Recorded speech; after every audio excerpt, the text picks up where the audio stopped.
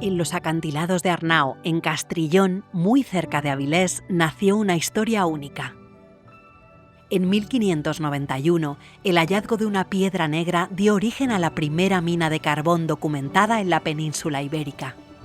No será hasta 1833, con la llegada de la Real Compañía Asturiana de Minas, cuando Arnao se convierta en uno de los grandes motores de la industrialización.